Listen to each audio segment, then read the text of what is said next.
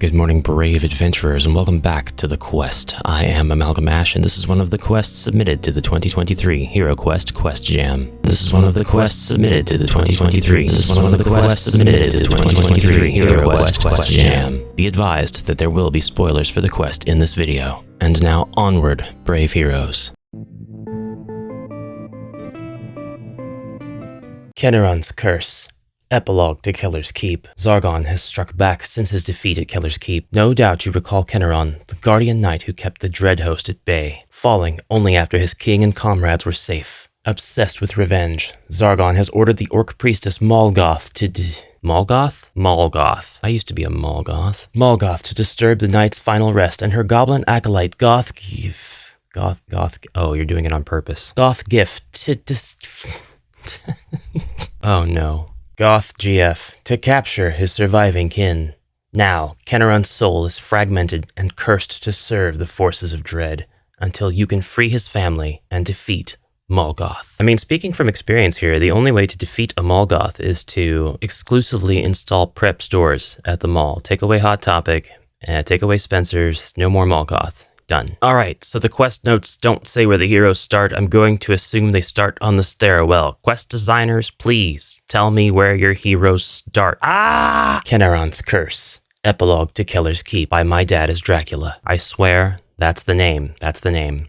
I just dropped a skeleton. God, come back here. Forgot to turn on my overhead light. This is not working out for me. Call it Dracula's Curse. All right, so I like this quest. There are things in it that are really cool that keep the player engaged. And what are those things, you may ask? Well, first of all, there are so many secret doors and traps that I don't want to spoil very much of what's going on here. I also really like the use of the stairs. I like this one here. As soon as you open either door, you place the 4 short stairway tiles on the game board. They cover both of the rooms to form one room. When a monster or hero attacks or defends from off the middle path, they roll 1 fewer combat dice. You can't beat me. I have the high ground.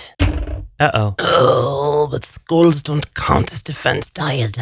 One of the things that you're going to discover right away is the Dread Warriors have a very particular trait about them. The Dread Warrior here is possessed by a fragment of Kenaron's soul. If a hero defeats them, we shall read, "An icy hand grips your heart." The hero immediately rolls 1 combat die for each of their mind points, and Zargon rolls 4 combat dice. If a hero rolls a greater or equal number of skulls, the icy grip releases. But if Zargon's roll is greater, then the hero is briefly possessed, and Zargon may immediately move them as a monster and attack other heroes this turn. Oh, you won the dice roll? Okay, proceed. I love the design of furniture blocking off parts of a room so that you can use the room as 2 rooms. I just really like it. This is the sort of thing that, for some reason, I just have a bias for. And now there's this totally safe rest of the room for your heroes to go into. No traps whatsoever, Barbarian. Go ahead. Take those steps. This female goblin is Goth-Gif, the acolyte of Molgoth. She has the same stats as an abomination and knows the dread spells Sleep and Fear. Now this is how you do a goblin. The same stats as an abomination? Goth-Gif, huh? I think I could do a paint job based on that. I think I could. I think this could be the little goth GF right here. Kenaron's family are somewhere in this dungeon, and if you find them, his mother Elena gives them 4 gingerbreads, gives the heroes 4 gingerbreads, which will each restore up to 2 lost body points when eaten. She's a real sweetheart. They may be divided among the heroes. Kenaron's twin sister Alondra picks up a rusty sword and says, "We need no escort." She's a badass, I love her. Before they depart, the little brother of Kenaron, Tolly, gives the hero his toy knight. Tolly's toy knight stirs memories for Kenaron's fragmented soul. On their turn, any hero holding it may move all possessed Dread Warriors in the same room or corridor and attack other monsters. This quest has a particularly cool ending that I don't want to spoil, and so I'll leave this episode here. But thank you, My Dad is Dracula, for this awesome quest. Mylar's Castle by Stacy Carver. Mylar, an evil wizard of the far realms, has somehow transported his castle into our kingdom. As we speak, he is conjuring an army to attack our way of life. He's wily, but he did make a tactical error. He placed his castle on top of the old catacombs, and we have discovered that we can gain access through there. We could have the element of surprise. However, this will only work with a small, elite attack force. Are you up for the job? While the danger is high, the rewards could be beyond reckoning inside those walls. Also, the kingdom will pay you 600 gold to bring Mylar's head. Alright, there's a lot going on in this quest. A lot of good things, that is. Upon stepping out the door here, you will trigger a trap. That trap will release a boulder from this point. The boulder tile is almost impossible to find whenever I need it. I'm just going to use the first thing that I can find. The boulder, of course, moves 2 spaces after each hero's turn. That's after each hero. The quest notes don't say to be this mean, but as soon as you leave the room, I would lock the door, or otherwise take the instructions very literally. Only while there are heroes in the hall will the boulder move. That's how I would do it. Because if not, the heroes could cheese this by stepping on the plate, then running back inside the room, allowing the boulder to pass.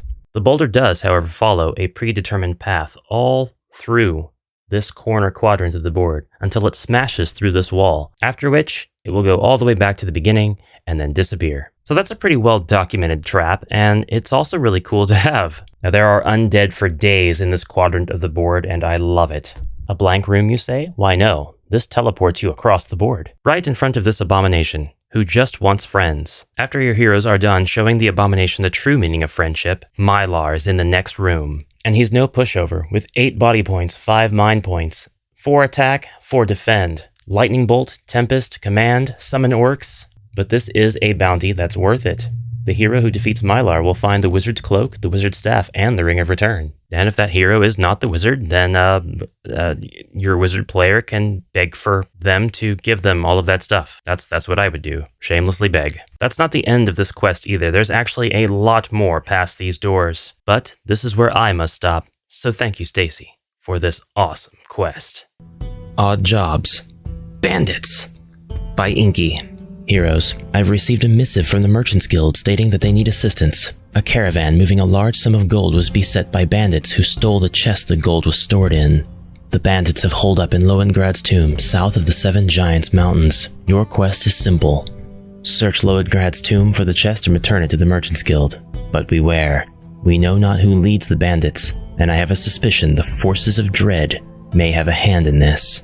So a couple of things to note about this quest. It almost exclusively uses the mercenaries from the Frozen Horror expansion as enemies, which means you cannot hire any mercenaries to bring with you into this quest, which I think is a pretty cool element, both for the limitation and for the theme. I actually really like it when the mercenaries and the elvish warriors are used as enemies for these quests.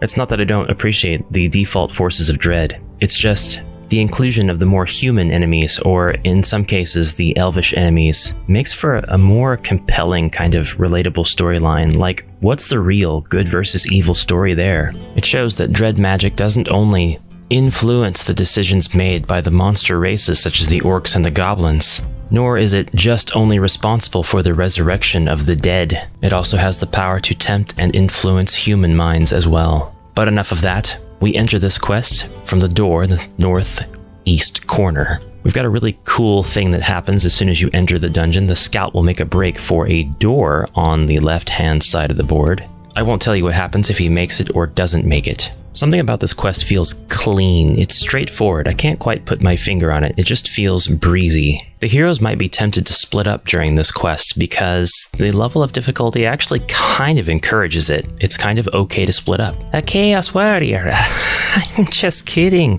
It's not okay to split up.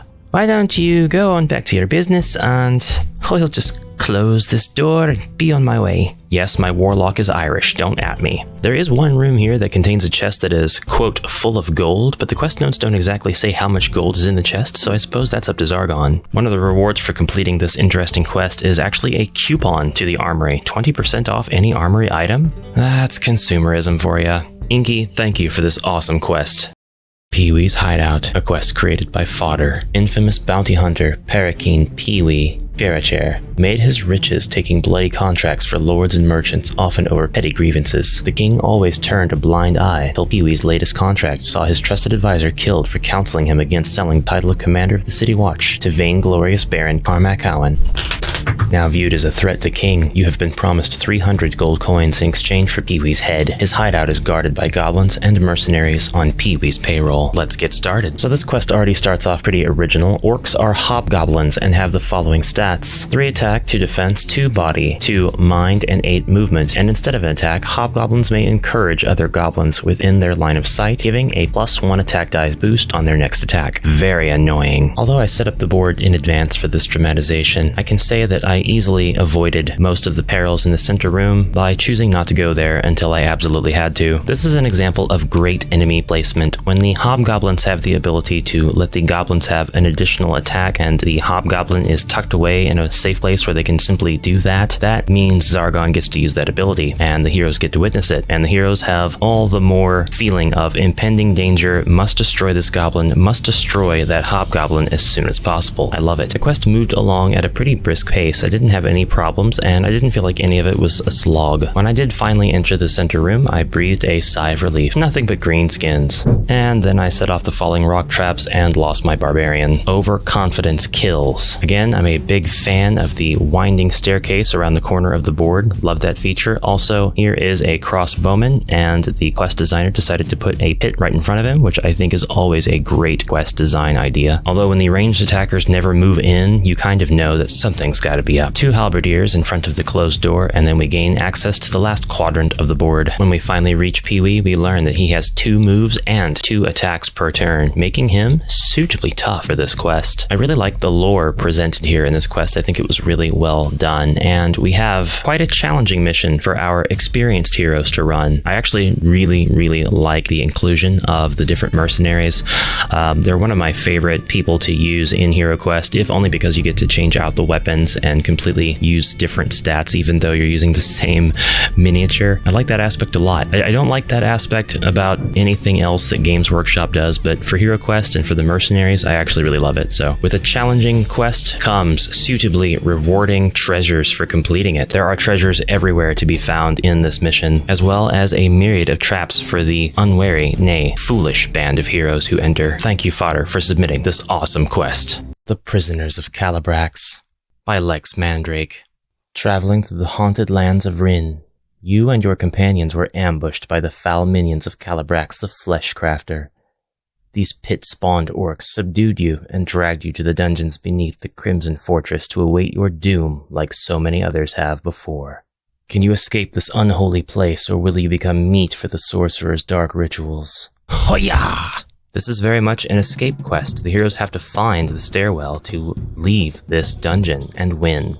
There are a few very interesting mechanics that I want to talk about here, one being the alarm system. Your heroes will find very quickly that this door is pretty much jammed shut. You can't get out unless you attempt to break it down. And if that is indeed the only thing you attempt to do, you'll trigger the alarm. Not a problem, you say. I can handle any amount of orcs. Well, not without your gear, maybe. You're gonna have to find that somewhere in this dungeon. When the heroes encounter an enemy in a hallway, that enemy attempts to summon aid, and if the enemy is not killed in one combat round, place 2 orcs behind the heroes. The quest notes for this room indicate that it is a flesh cauldron. At the beginning of each combat round, a goblin will crawl from the cauldron until it is destroyed. The cauldron itself has 1 body and 1 defend die. When it is destroyed, roll a d6. If the number is even, add 2. That is the closest hero's new body score. If the number is odd, that is the closest hero's new mind score. I like the idea of something that seems very simple and you need to get it out of the way as quickly as possible, or it's just going to be a constant threat, but once you do, you still have a trade-off. There's still a danger, a sort of punishment even.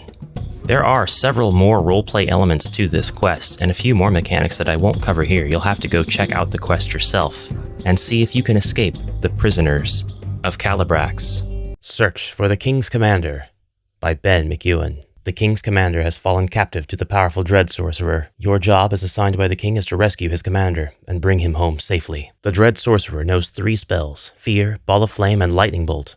The Dread Sorcerer has also brought to life a gargoyle to help guard the commander. Destroy the Dread Sorcerer and his gargoyle and rescue the commander. To leave, you must return to the staircase along with the commander. I'm tired. I've had a long morning. It's been fraught with peril, with bad luck, with frustration. I just want to play a simple HeroQuest quest. Something straightforward. Something that allows my heroes to kind of split up and fight, bantering amongst one another in the spirit of roleplay. Something that humbles me when I forgot to check for traps and fell into the pit with my knight. Something that feels like it could just fit with the first 14 quests of the base system. Something that has artifacts. Ooh, look, a spell ring. Something that has legendary equipment. Oh, look, it's an Orc's Bane. Something where the level of challenge goes up and down and slightly up again, where there are multiple paths through the dungeon, dead ends, and a challenge at the end which, if completed, entitles the heroes to their renowned accolades. Let me tell you, this is that quest that I needed. Also, at the end of this quest, after you rescue the King's Commander, there's a really cool mechanic where you roll a 6-sided die every single turn as Zargon, and that will determine which monster randomly pops out to answer the alarm. That could be anything from a goblin to a dread warrior and will always appear in front of the hero that is controlling the commander. So that is exciting. This really ups the ante for the second half of this quest and makes a second half of the quest when you thought the first half was actually the end of the quest altogether. I love it. So thank you, Ben, for this awesome quest. Shadows on Emerith by Paul Grenier. What I feared since the downfall of Wardaws and Mylar is coming to pass. Zargon seeks to corrupt the hearts of the king's servants to enlist them in the dread armies. Prince Magnus is worried because Sir Ragnar, your friend, is missing. Hurry to the Emerith Lore Tome Guard Tower. I was warned that the dread magic is at work there right now. This is a tower mission. We enter the tower through the door marked with a double arrow, and on the quest book, that's right here. With a little knight and warlock action, we take out the abomination guarding the front entrance with ease. Then, after making our way through the empty but winding corridors, we find ourselves at the staircase. The staircase will actually move us to any floor of our choosing. There are 4 floors on this board, each floor taking up a quadrant of the board. I haven't laid out the contents for all of the floors because I don't want to spoil the whole quest. But some of these floors are not mission critical, although they can be helpful. The 2 scouts in this room are prisoners. As soon as they are released, they'll follow the hero who opened the door. They warn the heroes. The officers at the top of the tower have broken their oath to the king. They now obey Zargon. Get us out of here before going to punish them for their treason. All in all, the quest is short and straightforward. I think that it could have used a lot more enemies. Just litter the floors with all kinds of greenskins, really. Alternatively, the heroes do have to stay together whenever you choose a floor. They can't seem to split up. It would be pretty neat if they could split up and explore the different floors on their own. What's behind the final door? You'll have to play Shadows on Emerith to find out. Thank you, Paul, for this awesome quest. Skirmish Beneath Jallabora by Steve Scamander. Ximena, court mage and treasurer to the kingdom, has betrayed the king.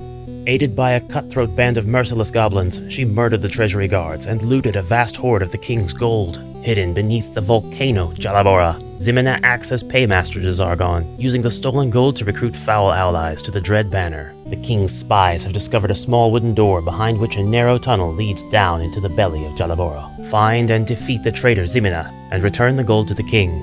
Be watchful, my heroes, as Lore Tome tells of mysterious, long-forgotten creatures that dwell beneath Jallabora. Alright, I have to be fair here. The quest notes imply where you would start because of the pretext, but you get no quest note that tells you where to start, really. So, this is where I assume you start, because there's the wooden door, and there's the long corridor. But please, make a note of where your heroes are supposed to start on the quest! This is ridiculous. They couldn't even give me enough room to put all 4 of my heroes. I guess I'm supposed to use the expansion convention where your heroes line up outside the door, though, so it's fine. So after we all cram ourselves into the wooden door, this is actually a nice quest. First of all, I love the long hallway. I like the attention being given to the top of the board. It's nice. I like long corridors in my HeroQuest quests. I love that goblins get to take center stage here, and there are all of them being utilized in the base game. I really like that this quest is for 4 brand new heroes, so you can use this to train HeroQuest players.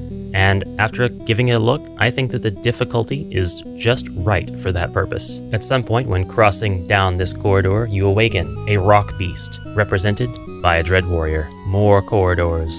More corridors! This one encourages some exploration, but it still pretty much grindstones you to the end result. The exploration in question being finding this random room, where you can fight a skeleton next to a tomb. Although, there's no quest note for this room, it's just a skeleton coming out of his tomb. It's nice, I like it, it's cool. So the goal is to eventually get to this room, where you will find Ximena, although I won't reveal where the treasure chests are. But it does play out a lot like the rescue of Sir Ragnar, where the heroes are expected to carry chests through the dungeon back to the beginning. This monster is not revealed until the heroes pass a certain point carrying the chests. This is a lava demon, and it materializes after the heroes think they've completed their quest objectives. wondering how redundant the trip back with the treasure chest is going to be. Its stats are outlined in the quest notes, and it is awesome. Finally, if you are playing this as part of a greater campaign, there is actually a rule that it allows you to take and adapt, and you get a conclusion to the quest, which is really nice to see that the creator was able to fit all of this stuff onto one page. Very, very well done. The conclusion is the lava demon has reclaimed the tunnels of Jallabora. Deprived of the stolen gold, Zargon recruits fewer enemies to the dread ranks. And the campaign change is now: for each recovered chest, remove one wandering monster card from the treasure deck for the remainder of this campaign. That is great. It makes the actions on this quest relevant to the campaign. It gives people the indication that they can make such actions relevant whenever they write quests. It's an inspiration. I love it. Thank you, Steve, for this awesome quest. Solo Quest: Escape by Brian Needswick. You have come from the Elven Wood from the west, young elf. I have heard that the land is favored heavily by Zargon. His orcs march on the elves with great numbers, though the elven platoons have seemingly held them at bay. One such battle took place close by. The elven warriors fought bravely against Zargon's forces, but were ultimately overwhelmed by sheer numbers. Many of your brethren were either killed or captured. Though you yet live, I would like to hear your tale of how you escaped that ambush. There are a few points to this quest that I'm very keen to discuss, so let's begin. First of all, it starts in this room with the stairwell. You do place both elf heroes, male and female, and you do use all of the elf warriors and archers from the Mage of the Mirror expansion. These elves are on your side. Choose one of these elves, after giving each of them 3 of the elf spells of your choosing.